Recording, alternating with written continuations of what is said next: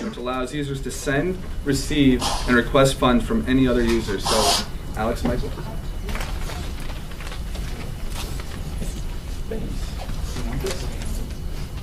Hey guys, what's going on? Are you sure? So I'm Alex. This is Michael. Do you guys hear me? Okay. All right. So I'm Alex. This is Michael. We run the platform team at Dwolla. Had anyone here heard Dwolla before? Raise your hand. All right. Nice. Okay. Cool. So we joined the team about 6-7 months ago to run the platform team and open up the New York office. Dwolla is based in Des Moines, Iowa. Has anyone ever been to Des Moines, Iowa? We're going there tomorrow. We have like a 6 a.m. flight. Dwolla, we're trying to build the ideal payment network. And what's really interesting about Dwolla is we're going after a huge industry, which is ACH. ACH is, if people don't know, it's automated clearinghouse. It's a $33 trillion market. It's the biggest thing in America, probably more than all of retail combined. And that's sort of, our vision is to build the ideal payment network, like a MasterCard or Visa, but in the 21st century. But before we begin, take out your phone and send a text message to this number. You will be rewarded with money. You'll have it at the end as well, but take like a minute to do it. So we can do without the microphone, right? Can you guys hear us? Here? Yeah. Like a big Sweet. Can you go back a slide? Yeah. All right. This is great. You'll have a second chance at the end, but yeah, we'll texting in. Multiple entries allowed? If you have multiple phones. Actually, yes. Yeah, I never actually made anything for that, so. All right. So, like Alex said, Alex, Michael, that's our emails. Alex T. Strangely enough, Alex was not the first Alex in the company, but I was the first Michael. So I lucked out and got Michael at Dwolla there. So when I actually joined the company with Alex back about 7 months ago, I met with Ben Milne, our CEO, and we met at a coffee shop. And he said something to me that really kind of triggered, me leaving my old job and coming to Dwolla. And he said he actually opened up his wallet, which I don't have on me because I misplace things all the time. And he said, how come it makes sense that if I give you $1 right now, an actual physical dollar, you'll get the full value of the dollar, and then if I send you $1 online, you might get about 90 cents out of that dollar. It's counterintuitive that digitally all that happened was some variables changed the server and the database, right? One bank said, oh, debit here, one bank said, hey, credit here. There was no cost to this. Yet in real life, somebody had to print the money, somebody had to ship the money. There was so many costs involved with getting that physical bill to me. That it just makes no sense that that's the way it is. And he said, what he said was fundamentally, it makes no sense that money loses value when it exchanges hands. And that's really what kind of is the driving force behind Dwolla and everyone that works there. So that's why we actually believe that payments are broken. And startups usually say, we're here to fix something that's broken. And for us, that's payments. And these are the reasons that I see that it's broken. So do we have any developers in the house today? Developers? All right, so we have a few. Other developers, how many of you actually built an app and implemented payments into your app? All right, it's not everyone. And the reason for that, it's actually hard to implement payments into your apps. There's a lot of compliance you have to do. There's a lot of security things you have to worry about. It's not easy as straightforward as it should be. There's a lot of legacy support, right? For credit cards, Visa, Amex, MasterCard, all the big ones. These are old companies. These are companies that started, tens of years ago, maybe over 50 years ago. And there's a lot of costs involved with that. There's bureaucratic costs. There is infrastructure costs. They're all over the place. There's also a ton of fraud, and fraud costs money. I mean, who here got fraud in their credit card in the past year? I'm actually going to raise my hand twice because I got it twice. Fraud costs money. Somebody has to pay for the fraud department. Somebody has to pay for the compliance departments, and that's pricey. Credit cards are not safe, but we'll get that to in a minute. Like I said, there's infrastructure costs, but the bottom line of all this is that credit cards have interchange fees, and that's what kills everyone. It kills the mom and pop shops. It kills the big guys. When you have to pay about an average of 3% per transaction, another 30 cents, that's a big deal on the overall scheme of things. So like I said, credit cards are not really safe. And we all know this because it all happened to us. We get this plastic card that has a 16-digit number on it. And that 16-digit number has basically all the information somebody needs to steal our money, to steal our most valuable asset, to steal our identity, to do whatever they want. So every time I go to a merchant and swipe my card, I'm basically entrusting that merchant with all the information they need to commit fraud against me. And even if that merchant knows how to store my information, which they probably don't, one of the other 12 stops it makes from the merchant to the bank where it settles and back to the merchant, one of those 12 stops probably doesn't know how to store my information. They probably store it in plain text. And we all know security is a big thing right now. I mean, people are getting hacked left and right. Companies are getting hacked. So you have this 16 account number that's just wildly unsafe. There's a lot of stops. And the solutions that we've been seeing up until now are all these cool little features, 3D secure, MasterCard secure card, whatever those extra pins and extra things they come up with. But the problem with those is that all these features are trying to kind of compensate for the fact that the basis of it is not safe. And these new features cost us more money, right? I mean, these are R&D costs, compliance costs. They have to open up new departments. These are things that we end up paying for in our interchange fees. Just the implementation of it too doesn't make sense to me. I mean, I think I have 2 Visas and a MasterCard, and every time I want to see the charges on my Visa, I have to go to the bank that issued it, right? And it's all like different banks. Why can't, if everything's digital now, and when I swipe my card, it goes to Visa.com, why can't I go to Visa.com, type in my name and my social, and see all the Visa cards that have ever been issued to me, all the charges associated with them, all the merchants that store my information on file and keep charging me recurringly? I mean, everything's digital. It should be there, and yet it's not. So that doesn't make sense to me. If a merchant has my information on file and I want to revoke access to them, I can't do that. I don't have that option.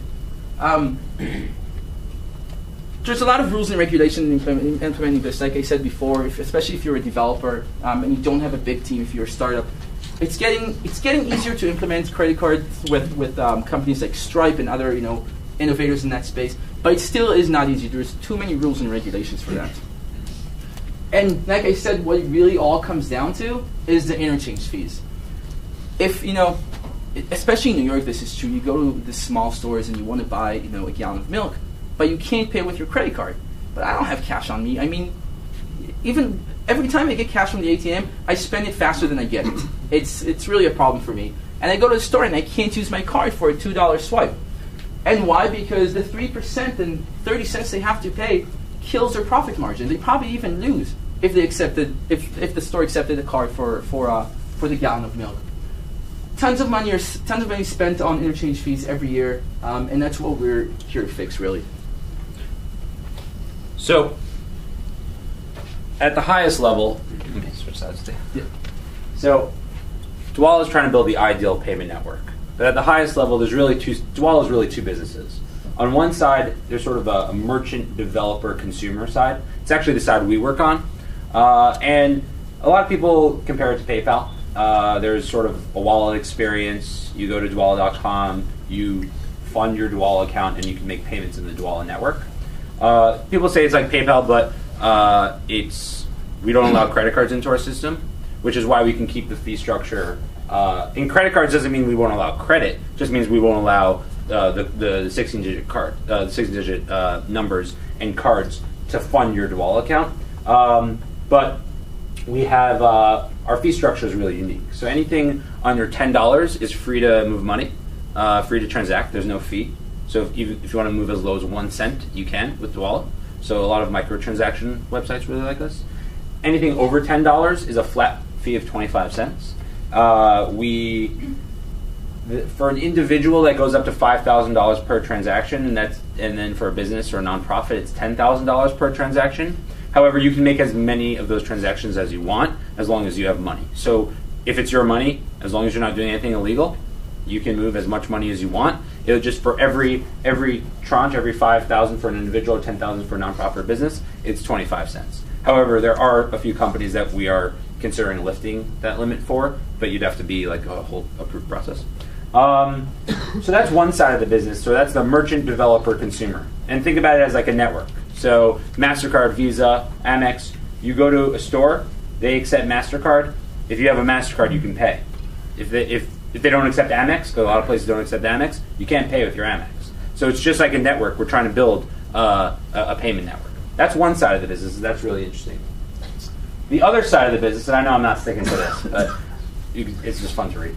The other side of the business is for financial institutions. And what we're doing there is, like I said before, we're talking about ACH, $33 trillion market. How many people here use ACH? I imagine everyone here gets paid via ACH. Direct deposit. Direct deposit. So ACH, so for those of you that have used it and are familiar with it, takes 3 to 5, well, it's depending on, it takes 1 to 5 business days, depending on, you may have to pay a little more to get next day, or maybe you're a financial institution. So it takes 1 to 5 business days, okay? It doesn't work on the weekends, doesn't work on holidays. What we've built is something called FiSync. And we're going to actually get there in a minute. We actually, you jumped a bunch, but that's okay. Jumped a bunch. Actually, we're not going to demo it yet. So. All right. So what we jumping back. So what we've done, one more. Yeah. So we built something called FiSync. FiSync is a real-time ACH alternative. What we've done is we've built the payment network from scratch, and we have built basically a protocol that banks can use to communicate between their cores and settle money in real time. So if you're at Bank A and you want to send money to Bank B, right now it would take 3 to 5 business days. So if you sent it last week and it was the holidays, you wouldn't if it was the holidays, it wouldn't have settled until Monday or Tuesday. If you sent it on like Tuesday last week, Thanksgiving, it would take a few days to clear. So we built a real-time ACH alternative that allows money to settle in real time, and that we are the first company in the U.S. to be able to do that and actually demo it, settling money in real time, not between banks, but between institutions. The next thing here is we're backed by Viridian Credit Union. They are the financial institution, the first financial institution that has integrated FiSync, which is the real-time ACH, the members group. And also, at the beginning of this year, we raised a round of funding led by Union Square Ventures, Thrive Capital, which is Josh Kushner's fund, Village Ventures, a few others, and Ashton Kutcher. He's from, okay, so first of all, he's a great product person, and on top of that, he is from Iowa. So this was a big deal for him because back in a company in his hometown. Not hometown, but home state. So a lot of people, so one of the biggest misconceptions about Dwolla is that we are competitors to some of these companies up here. So PayPal maybe, but Square, Stripe, Venmo, throwing those companies out there, all those companies, so Square, they do stuff in the POS. They do help small businesses. A lot of companies put Dwolla in the POS system. Then other companies, other press people put us in this box. So because we leverage different trends, they think that we're either POS or we're peer-to-peer or we're doing, competing with the Stripe or someone like that. These are, by the way, are people familiar with Square, Stripe, PayPal? Yeah. Yeah. Okay. Cool. So Dwolla is a form of payment. So the real actually competitors of what we're doing is Visa and MasterCard. We look at Square, we look at Stripe, we look at PayPal, we look at them as aggregators of various forms of payment. So you can pay with MasterCard, Visa, Amex, Discover, maybe they accept Diner's Card or something like that. So there's all various forms of payments. We are one of those forms of payments. Well, that will be aggregated just like the MasterCards and Visa. Hey, let's so FiSync because we have 5 minutes. Now. 5 minutes? Yeah. What's the let's next one? FiSync and. Okay. Let's do FiSync. Let's do FiSync. FiSync is cool. What you're about to see is like the drop the mic demo where you just walk out after. So basically what happens here, so Michael's going to log into his account. It's just my Dwolla account and he's going to log into his Viridian account. And basically what's going to happen... Was your child the best friend? super safe stuff here. Please don't go stealing my accounts. All right. So, go back to Dwolla. So, he has $206 here. He's going to withdraw this money. So, he's going to withdraw all of it. And if he looks at the bank, if he wanted to send it to E-Trade, it would take 3 to 5 business days. Okay? But if he sends it to Viridian, it's going to settle in real time. He enters his PIN. He clicks Next. He submits it. And all of his money is going to be gone by the time my voice I did get a confirmation on my phone. You got a confirmation on his phone. Wait, Let's stay check Viridian real quick. So, it was credited here. Money is now credited in his Viridian account. If he goes back to his Dwolla account, it'll be no money there. Oh, so this is just, I mean, it's already done, but review the detail, making sure. So now he's got a zero balance. So has anyone ever used PayPal before and got paid there and withdraw it to their bank? That takes some time. Yeah. It is, right? You can also do it the other way around. He's gonna. Well, no, that's more than. Now he's gonna get money back in, and the Dwolla balance is gonna go from 0. Whoa! Let's just go to 250. Maybe Viridian wants a minimum balance there. How dare they? Oh, you took it all back out? Yeah, I wanted to. That's not smart. You should have just taken the same money. Don't have minimum balances. So he's got his 250 back into Dwolla, and so for anyone who's ever used PayPal and tried to move money back and forth, I mean that just sort of settled in real time, and that's FiSync, which is really cool. So you can't do that anywhere else. And last, check this number if you haven't texted before. What we're going to do is a quick demo of the API. One of the great things or cool things we like to say about Dwolla is that we have a really simple API to use. If we had time, I'd code this slide, but we don't really. So what I'm going to do is just send all of your random amount between 1 cent and $2. Everyone done? They can't send it? For whoever's done. Okay. And it's just going over your numbers now and sending you some money. Those are the 4 numbers.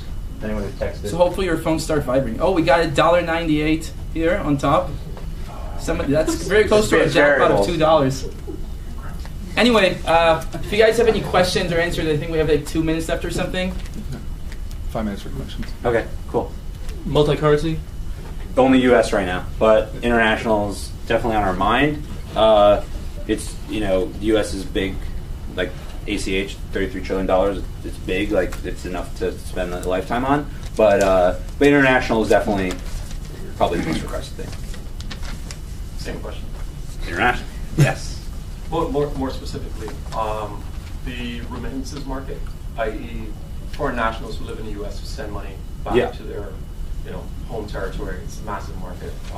It's expensive. So like companies like Western Union, MoneyGram, Express Money, all those different companies. I mean, once we go international, especially with FiSync, that's just like a game changer. I mean, it puts them out of business because they. What's the timetable? Well, I mean, international for us, the way we sort of think about it is, do we build it ourselves or do we partner with a company that's doing something similar and keep costs low? If right now, Dwolla, the only way you can get money into the network is by ACHing from your bank. Or FiSyncing from your bank. But we don't have it's because it's free to get money in. Because if we're going to save money in the transactions in the network, it would be silly if you have to get money in and it costs you money. So we've obviously spoken to those type of companies, but they're going to charge an arm and a leg to get money into the network and out of the network. So for us, we either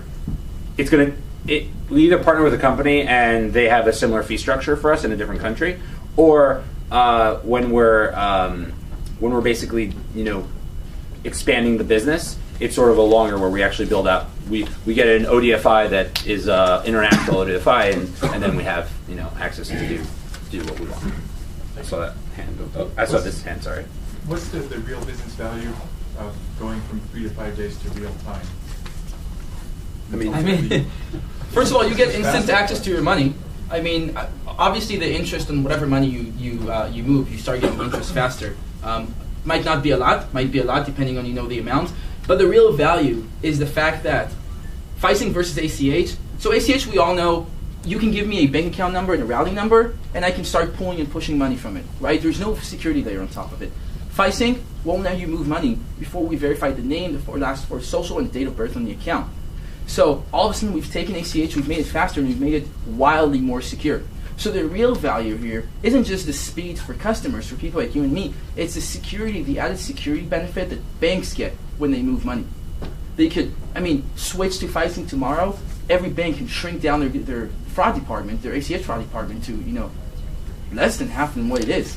The amount of fraud you're going to get is considerably less.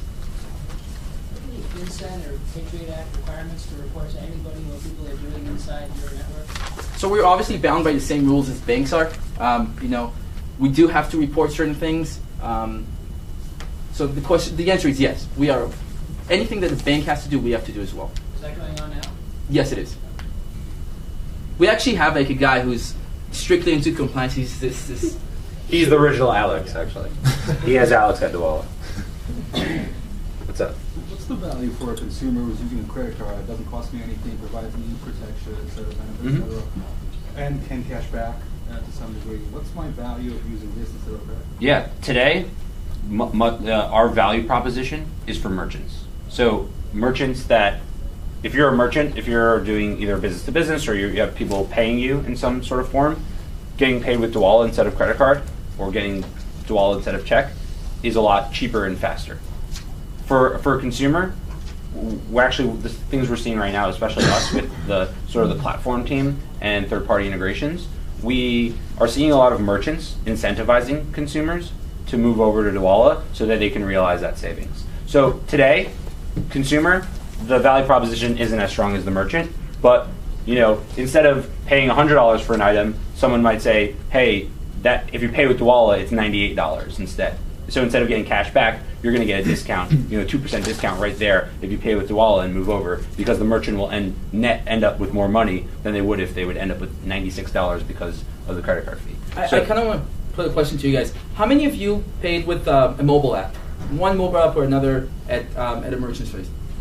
So it's actually quite a few of us.